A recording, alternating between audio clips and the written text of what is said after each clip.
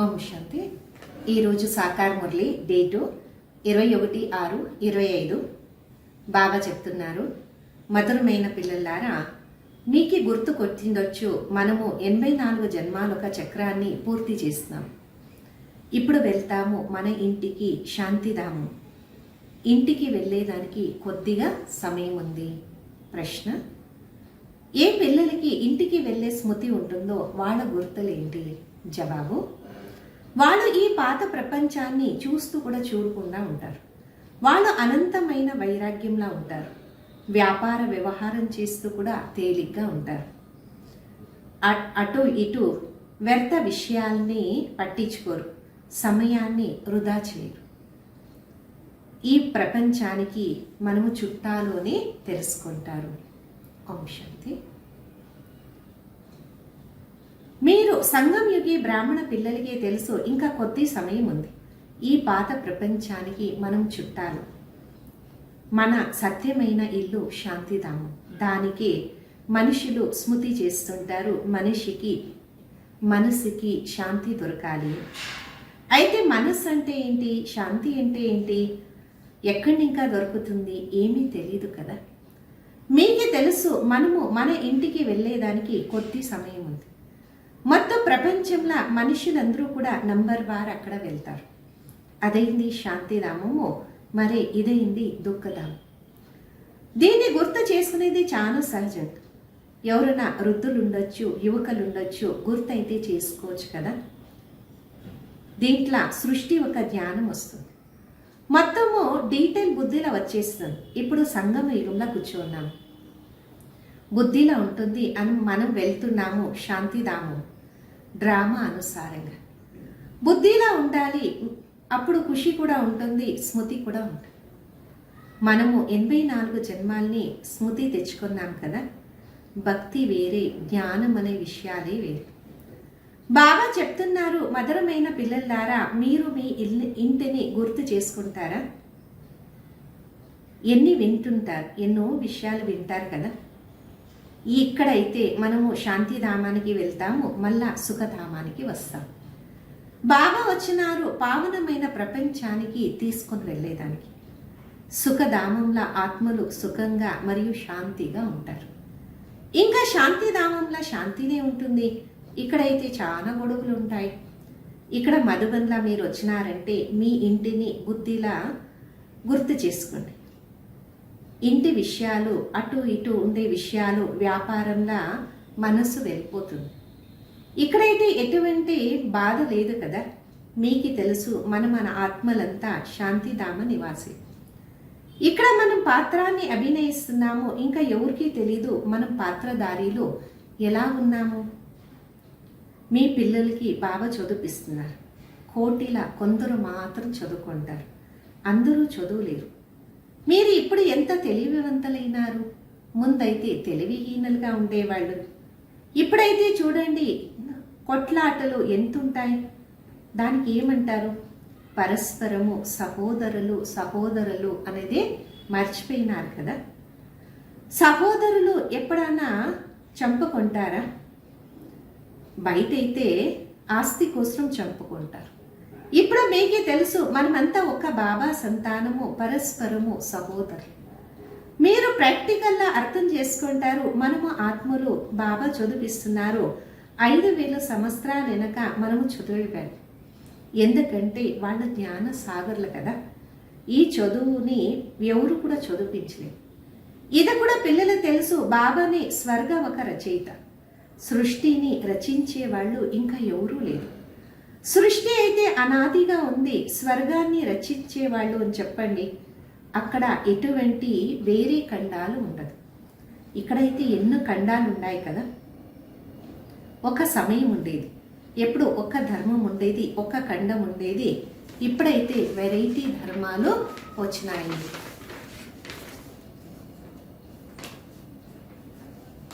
ఇప్పుడు మీ బుద్ధిలో ఉండాలి, వెరైటీ ధర్మాలు ఎలాగొచ్చినాయి.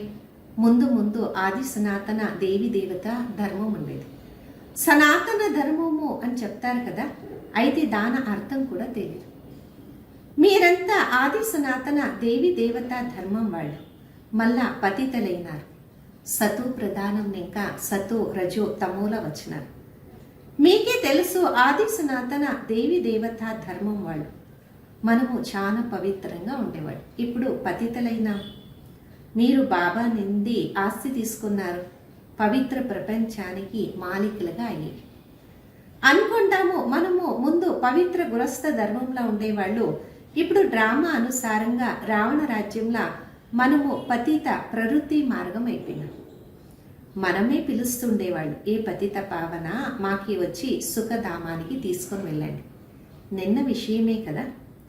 నిన్న మీరు పవిత్రంగా ఉండేవాళ్ళు ఈరోజు అపవిత్రులయ్యి పిలుస్తూ ఉన్నారు. ఆత్మని పతితులుగా అవుతుంది కదా. ఆత్మని పిలుస్తుంది. బాబా వచ్చి మాకి మళ్ళా పావనంగా చేయండి. బాబా అంటారు, ఇప్పుడు అంతిమ జన్మము పవిత్రమైతే మళ్ళా 21 జన్మం కోసమో చాలా సుఖీగా అవుతారు. బాబా చాలా మంచి విషయాలు వినిపిస్తున్నారు. చెడుని వదులుతారు. మీరు దేవతలుగా ఉండేవాడు, ఇప్పుడు మళ్ళా కావాలి, పవిత్రంగా కాండి. ఎంత సహజం కదా. సంపాదన చాలా ఉన్నతంగా ఉంది. పిల్లలు ఒక బుద్ధిలా ఉండాలి. శివబాబా వచ్చినారు ప్రతి 5,000 సంవత్సరాల తర్వాత పాత ప్రపంచాన్ని కొత్త ప్రపంచంగా ఖచ్చితంగా చేస్తారు. ఇది వేరే విషయాలు కాదు. శాస్త్రాల కలియుగం ఒక ఆయుష్ చాలా పెద్దగా చూపించినారు. ఇదేంది సృష్టి డ్రామా ఒక మాట. ఇప్పుడు పిల్లలు పతితుల నుండి ముక్తలయ్యేదానికి పురుషార్థం చేస్తున్నారు. ధ్యాస ఉంచాలి. ఎటువంటి పాపము మనని ఇంకా జరగకూడదు. దేహ అభిమానంలో వచ్చినప్పుడు మళ్ళా వికారంలో వెళ్ళినప్పుడు ఎలాగ పాపం జరుగుతుంది. అందుకొరకే భూతాన్ని పరిగెత్తేలాగా చేయాలి. ఈ ప్రపంచంలో ఎటువంటి వస్తువుల కూడా మోహాన్ని ఉంచొద్దండి. ఈ ప్రపంచంలో వైరాగ్యం ఉండాలి. భలే చూడండి, పాత ఇల్లు ఇది ఈ ప్రపంచంలోనే ఉండాలి. అయితే బుద్ధి కొత్త ప్రపంచంలో ఉంచాలి. ఎప్పుడు కొత్త ఇంటికి వెళ్తామో కొత్త దాన్ని చూస్తాం కదా. అక్కడి వరకు పాత ఇల్లు సమాప్తి అవుతుంది. కళ్ళు పాత ఇళ్ళని చూస్తుంటుంది. అయితే గుర్తు కొత్త దాన్ని చేయాలి. ఇక్కడ ఎటువంటి పని లేదు. పైన వెళ్ళండి, మిద్ద పైన అక్కడ చింతన చేయండి. ఈరోజు వీళ్ళకి దుఃఖం ఇచ్చినాము, పాపం చేసినాము. బాబా అడుగుతున్నారు, ఇదే పాపం కదా. మింగుతూ ఉంటారు, అడగరు, లోపలే మింగుతుంటారు. బాబాతో అడిగితే బాబా తక్షణము తేలిగ్గా చేసేస్తారు. ఇది చాలా భారంగా ఉంది. పాపాలొక భారము చాలా పెద్దది. 21 జన్మము పాపాలని లాకుండా హగురంగా ఉంటాం. జన్మ జన్మాంతరాల ఒక భారము తలపైనుంది. ఎంత స్మృతి చేస్తామో అంత తేలిగ్గా అవుతూ ఉంటాం. తుక్కు కూడా వెళ్ళిపోతుంది. ఖుషి అనేది పెరుగుతూ ఉంటుంది. సత్యుగం ఇంకా తీసుకొని కలియుగం అంత్యం వరకు యాత్రలో 5,000 సంవత్సరాలు పడుతుంది కదా. స్వర్గం ఇంకా నరకంలో వచ్చేదానికి యాత్ర ఇప్పుడు మనకి తెలిసింది. మనం స్వర్గం ఇంకా నరకంగా ఎలాగొస్తాము? ఇప్పుడు మళ్ళా నరకం ఇంకా స్వర్గంలా వెళ్తాము. ఒక్క సెకండ్ల జీవన్ముక్తి. తండ్రిని అర్థం చేసుకోండి. బాబా వచ్చినారంటే ఖచ్చితంగా మనల్ని స్వర్గవాసిగా చేస్తారు. పిల్లలు సంతానం తీసుకున్నారు, ఆస్తికి మాలికలవుతారు కదా.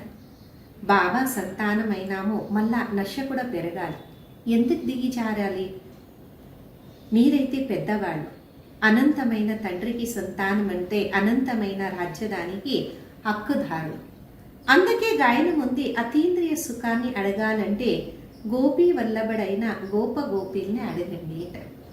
వల్లభుడు బాబా కదా, వాళ్ళని ఇంకని అడగండి. నంబర్ 1 పురుషార్థ అనుసారంగా ఖుషి అనే పార పెరుగుతుంది. కొందరైతే తక్షణము తన సమానంగా చేసుకుంటారు.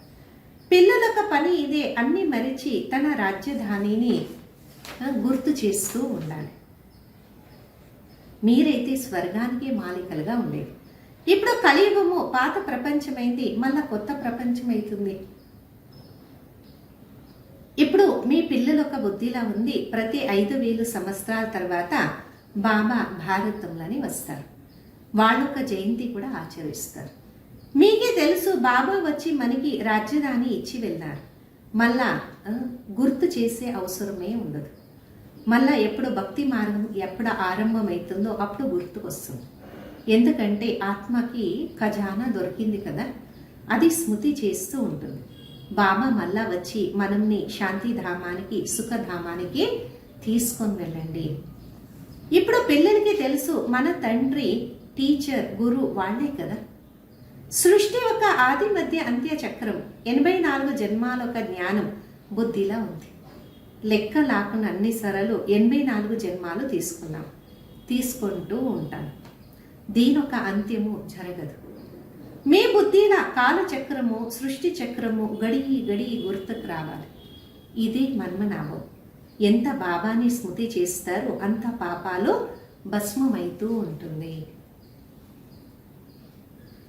ఎప్పుడు మీరు కర్మాతీత స్థితికి దగ్గరకు వస్తారో అప్పుడు మీ నుండి ఎటువంటి వికర్మాలు కాదు.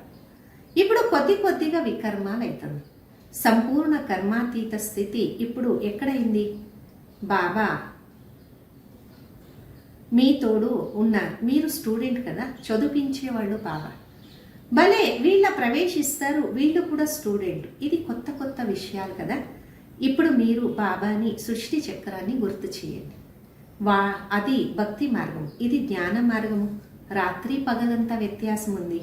అక్కడ ఎన్ని బాధలు ఉంటుంది, ఇక్కడ స్మృతి చేయాలి. ఆత్మ అయితే అమరము, అది సింహాసనం పైన ఉంది. అకాల తత్వం అలా కాదు, అకాల మూర్తుడు ఒక్క బాబానే అంట. మీరు కూడా అకాల మూర్తులే కదా. అకాల మూర్త ఆత్మ ఈ బ్రుకుటి సింహాసనం. ఖచ్చితంగా బ్రుకుటీలోనే కూర్చుంటారు, కడుపులో అయితే కూర్చోదు కదా. మీకే తెలుసు మనము అకాల మూర్త ఆత్మ సింహాసనము ఎక్కడుంది. ఈ బ్రుకుటి మధ్యంలో మన సింహాసనం ఉంది. అమృత్సర్లో అకాల తత్వం ఉంది. అర్థమైతే తెలియదు కదా. మహిమ చేస్తూ గాయనం చేస్తూ వచ్చినారు అకాల మూర్తుడు అంటారు. వాళ్ళ అకాల తత్వం అనేది ఏదీ లేదు. మీకే తెలిసింది తత్వం అయితే ఇదే. దీంట్లో కూర్చొని బాబా చెప్తూ ఉంటారు, నేను ఆత్మ అవినాశి, శరీరం అయితే వినాశనం కదా. ఆత్మానికి ఇదే అకాల తత్వము, ఎల్లప్పుడూ ఇదే అకాల తత్వంగా ఉంది. ఇది కూడా మీకు తెలుసు. వాళ్ళైతే సింహాసనం తయారు చేసి పేరు ఇచ్చేసినారు. వాస్తవంలో అకాల తత్వము ఇక్కడే కూర్చొని ఉంది. పిల్లలకు బుద్ధిలో అర్థం ఉంది. ఏకో ఓంకార్, దానొక అర్థం కూడా తెలుసు కదా. మనుషులు మందిరాల్లో వెళ్తూ చెప్తుంటారు అచ్యుతం కేశవం, అర్థమైతే తెలీదు, అలాగే గుర్తు చేసుకుంటుంటారు. అచ్యుతం కేశవం రామనారాయణ. ఎక్కడ రాముడు, ఎక్కడ రాముడు, ఎక్కడ నారాయణుడు? బాబా అంటారు ఇదంతా భక్తి మార్గం. జ్ఞానం అయితే చాలా సింపుల్గా ఉంది. ఎవరైనా అడిగితే ముందు తండ్రి మరి వారసత్వాన్ని గుర్తు చేయండి. అయితే ఈ శ్రమ అందరితో జరగదు, మర్చిపోతుంటారు. ఒక నాటకం కూడా ఉంది. మాయ ఇలా చేస్తే భగవంతుడు ఇలా చేస్తారు. మీరు తండ్రిని స్మృతి చేస్తే మాయ మీకు తుఫాన్ తెచ్చి పెడుతుంది. తండ్రి మాయ ఒక ఆజ్ఞ, ఎవరు బలశాలిగా ఉంటారో వాళ్లతో బలశాలిగా అయ్యి యుద్ధం చేస్తుంది. మీరందరూ యుద్ధముఖ మైదానంలో ఉన్నారు. తెలుసు కదా, రకరకాలైన యుద్ధం ఉంటుంది. ఎవరైనా బలహీనంగా ఉంటారు, కొందరు మధ్యమంగా ఉంటారు, కొందరైతే చాలా తీక్షణంగా ఉంటారు. అయితే అందరూ మాయ యుద్ధం చేస్తున్నారు. గుప్తము అండర్ గ్రౌండ్. వాళ్ళు కూడా అండర్ గ్రౌండ్ బాంబ్స్ ట్రయల్ చేస్తుంటారు. ఇక్కడ మీ పిల్లలకి తెలుసు మృత్యు కోసరము అందరూ ఏమేమో చేస్తుంటారు. మీరు బిల్కుల్ శాంతంగా ఉండారు. దీనికి సైలెన్స్ బలం అంటారు. ప్రకృతి వికోపాలు కూడా ఎన్నో ఉంటాయి, దాంట్లో కూడా వశం అయిపోతారు. ఇప్పుడు అబద్ధమైన వర్షం కోసము ఎంత ప్రయత్నం చేస్తారు? అబద్ధమైన వర్షం పడితే దవస ధాన్యాలు ఎక్కువైతుంది అంట. పిల్లలకు తెలుసు ఒక వాన జోరుగా వచ్చిందంటే ప్రకృతి వికోపం కూడా అన్నీ దూసుకొని పోతుంది. ఎక్కువ వర్షం పడితే ఏమైపోతుంది?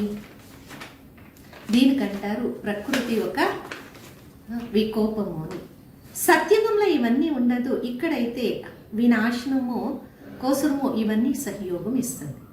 మీ బుద్ధిలా ఉంది. ఎప్పుడు మనం సత్యుగానికి వెళ్తామో జమునా కంఠం పైన బంగారు మహల్లా ఉంటాం. మనము చాలా కొద్ది మంది అక్కడ ఉంటాం. కల్పకల్పం ఇలాగే జరుగుతుంటుంది. ముందైతే కొద్దిగానే ఉంటాము, మళ్ళా వృక్షం పెరుగుతూ ఉంటుంది. అక్కడ ఎటువంటి కల్మషమైన వస్తువులు ఉండదు. ఇక్కడైతే చూడండి, పక్షులు కూడా ఎంత కల్మషం చేస్తుంది. అక్కడ కల్మషం అనే విషయమే ఉండదు. అందుకే దానికంటారు స్వర్గము. ఇప్పుడు మీకు తెలుసు మనం దేవతలుగా అవుతున్నామో ఆంతర్యంలో ఎంత ఖుషి ఉండాలి. మాయా జిన్ నుండి ముక్తులయ్యేదానికి బాబా అంటారు, పిల్లలారా ఆత్మిక వ్యాపారంలోనే ఉండండి, మన్ననాభం అంతే. అయిపోండి, జిన్నలాగా ఉండండి. జిన్ను చెప్పింది నాకు ఈ పని లేదు ఉండి తినేస్తాను. బాబా కూడా పని ఇస్తారు, లేదు అంటే మాయ తినేస్తుంది కదా. బాబా పూర్తి సహయోగాన్ని ఇస్తారు. ఒక్క బాబాని ఏం చేయలేరు కదా. బాబా రాజ్యం కూడా చేయరు. మీరు సర్వీస్ చేస్తారు, రాజ్యం కూడా మీకే. బాబా అంటారు, నేను కూడా మగధ దేశంలో వస్తాను. మాయా మచందర్ అనే ఒక ఆట ఉంది. ఎంతో మహారథుల్ని మాయా మింగేస్తుంది. ఇదంతా కూడా విరోధత్వం. ఇలాగా మగధ దేశంలో పాము వచ్చింది అంటారు. మీకు కూడా తెలుసు, అలాగా విరోధత్వం ఉండేది మాయానే కదా. अच्छा मीठे मीठे सिखिलते बच्चों प्रति माता पिता बाप दादा का याद प्यार और गुड मॉर्निंग। रूहानी बाप की रूहानी बच्चों को नमस्ते। हम रूहानी बच्चों की रूहानी माता पिता बाप दादा को याद प्यार गुड मॉर्निंग और नमस्ते। धारण కొరకు ముఖ్య సారం. ముందు స్వయంని పాపాలను ఇంకా విడుదల చేసే పురుషార్థం చేయండి. దేహాభిమానంలా ఎప్పుడూ రావద్దు. ఈ పాత ప్రపంచంలో ఎటువంటి వస్తువుతో మోహాన్ని ఉంచొద్దండి. రెండోది, మాయా అనే జిన్నుని ఇంకా విడుదలయ్యేదానికి బుద్ధిని ఆత్మిక వ్యాపారంలా బిజీ చేయండి. బాబాకి సంపూర్ణంగా సహయోగిగా ఉండండి. వరదానం, సర్వ ఖజానాల్ని సమయంలో ఉపయోగిస్తూ నిరంతరమైన ఖుషి అనుభవం చేసేవాళ్ళు ఖుషి అదృష్టవంత ఆత్మాభవ. బాప్ దాదా ద్వారా బ్రాహ్మణ జన్మం అయితేనే మొత్తం రోజు కొరకు ఎన్నో రకాలైన శ్రేష్ఠ ఖుషి అనే ఖజానా ప్రాప్తి అవుతుంది. అందుకొరకు మీ పేరు నుండి ఇప్పుడు ఎన్నో రకాలైన భక్తులు అల్పకాల ఖుషిలో ఉంటారు. మీ జడ చిత్రాన్ని చూసి ఖుషిని ఇంకా నృత్యం చేస్తుంటారు. ఇలాగా మీరు కూడా ఖుషి అదృష్టవంతులు కాండి. ఎన్నో ఖజానాలు దొరికింది. అయితే ఈ ఒక సమయము దాన్ని ఉపయోగించండి. తాళం అయితే ఎల్లప్పుడూ ముందుకు ఉంచుకోండి, అంటే స్మృతి ఉంచుకోండి. స్మృతి స్వరూపంలా రాని అప్పుడు నిరంతరంగా ఖుషి అనే అనుభవము కలుగుతూ ఉంటుంది. స్లోగను, బాబా ఒక శ్రేష్ఠ కోరికల్ని వెలిగించే వాళ్ళే కుల దీపకులు.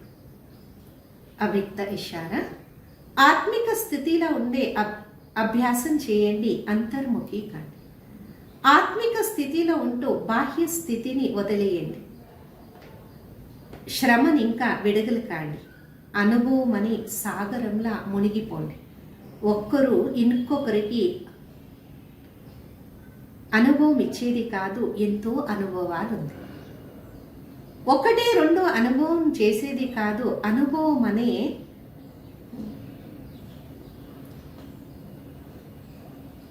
కుంట కూడా కాదు, సాగరం. ఒక పిల్లలు అనుభవం అనే సాగరంలా మునుగుతూ ఉండండి.